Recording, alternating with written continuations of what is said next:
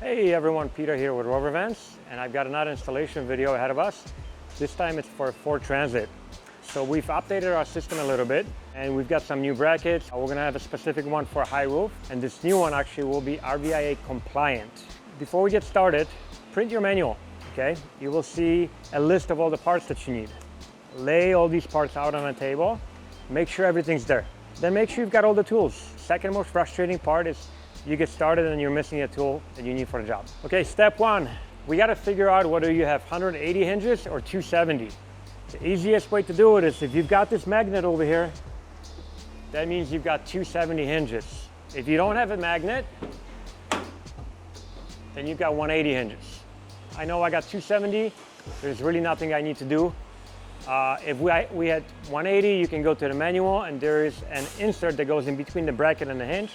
But again, in this case, we don't have to do that. Next step, these plastic guys. You're gonna need a plastic tool, and we're going to pry them like that, and they pop right off. Step three, we're gonna locate our brackets. So this one, L for left-hand side and D for down. This one, L for left-hand side and U for up. All right, let's start with the bottom bracket. So we have redesigned these guys, and this is the biggest change, I think the biggest improvement. You no longer have to take this guy off completely to install one of these. That's a major improvement because now you don't have to realign the door. So if your door is aligned perfectly from the factory, we don't have to mess with it. We're gonna take this middle bolt out. We're gonna grab one of the Rover Vans supplied bolts, also number 13, apply some Loctite. We're going to replace this guy.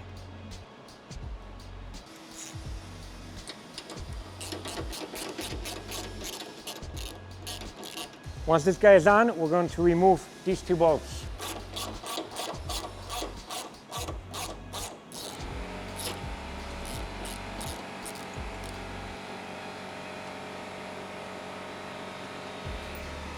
All right, we've got these two guys off, left down.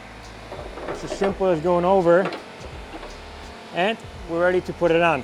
Now again, you're gonna install the Rover Vans supplied bolts, not the OEM bolts that came with it. Don't forget your Loctite.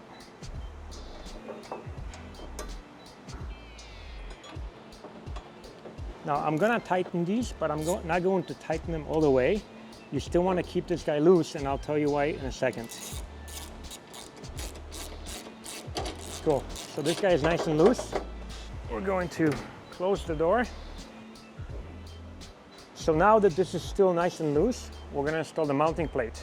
Okay, we've got two of these. They go on the upper and lower bracket.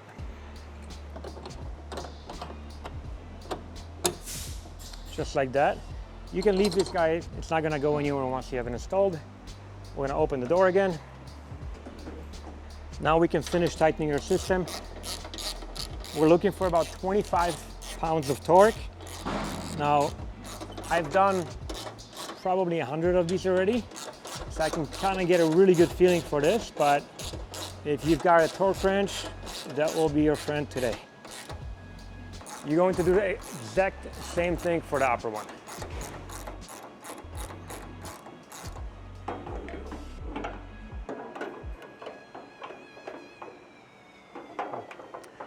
Now, this one's really easy for me. For some reason, I've had a couple of dealer accounts give us a call in the beginning that these don't fit over.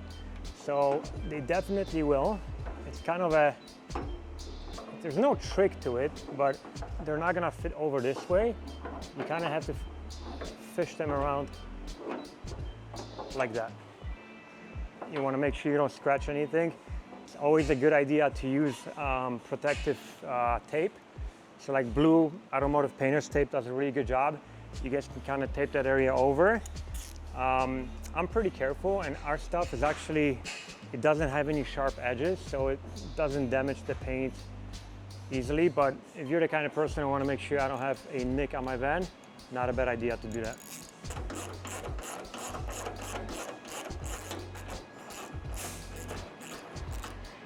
Grab one of these mounting brackets. For the next part, I would probably get a friend. So this is when we're actually gonna put the leather on and figure out what part of the door is going to get the hole that needs to be drilled in order to mount the system. Again, number 13, if you got one of these ratchet ones, that's gonna help.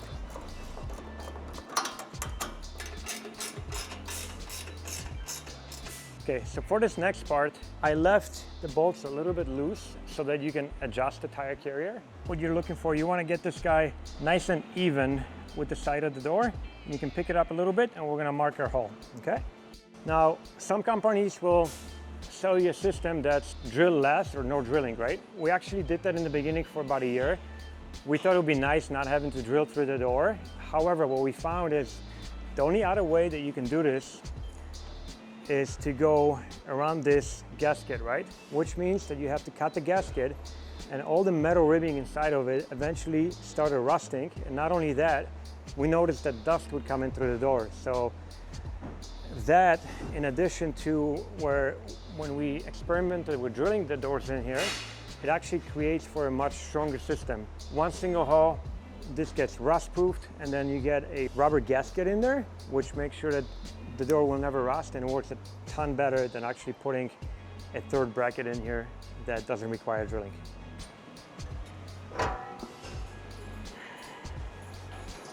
We're gonna punch our hole in here, and that will be used as a guide for the drill bit. Okay, I like to start with the pilot hole, so I'm gonna go ahead and use a 3.5 mil bit on this one. Okay, pilot hole is done. Cool, so for the second hole, this is an 8mm bit that is just a tiny little bit bigger than the bolt that we're going to use.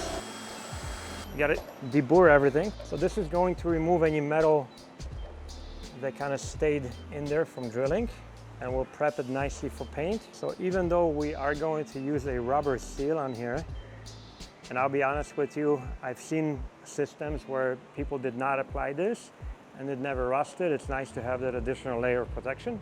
With the help of a friend, we're gonna put the ladder back on. We're going to fit the rubber bushing in between the tire carrier and the ladder here.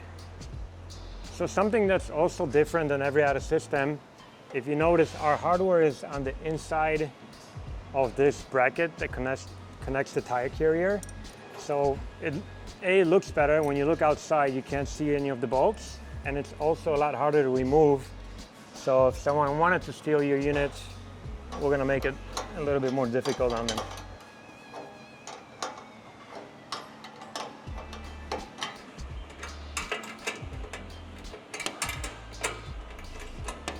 So the next part, this bolt goes on the inside of the door. I'm not sure how well you can see it here. The bolt goes through double metal, right? It goes in the outside sheet metal and then on the inside, and all you gotta do is thread this guy on. You have really good access here, unlike a Sprinter. All right, so you need 2/13 for this job. One of them you're gonna hold, and the other one you will tighten it up. All right, so we're pretty much there.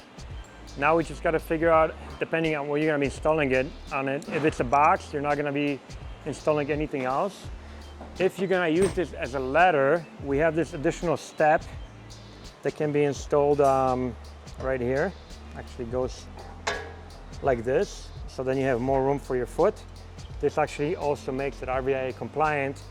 This unit was also pull tested, so it is rated for 250 pounds. We had it pull tested in excess of 750. Actually, at the shop we accidentally did like around 1,000 pounds. And it's also been tested by Coachmen at their facility. Foot peg. So please, please, please be very cautious when getting these guys in. It's kind of easy to over torque this, and because of the way that this is designed, you could break the weld on it. So it's very strong this way, it just cannot be over torqued.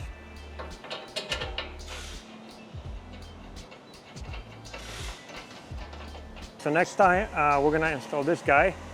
This is what will actually hold the tire to the system.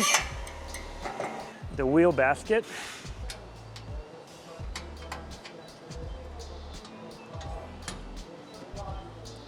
So later they're gonna get covered up with caps like these. Yeah, so these plastic ones are gonna go on all of the exposed bolts. They're just gonna prevent, again, rusting and whatnot. Next part I wanna do, we're gonna measure from the middle of the bore of the wheel I got 15 inches. This will allow me to figure out where this part will live. Okay.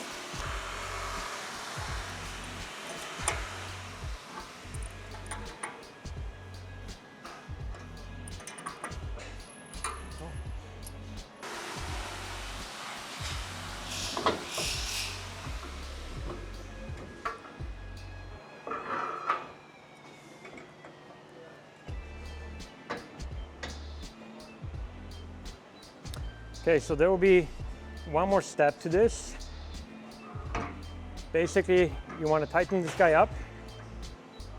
So once you have it tightened, if these are the wheels and tires you're gonna go with, you want to trim the bolt.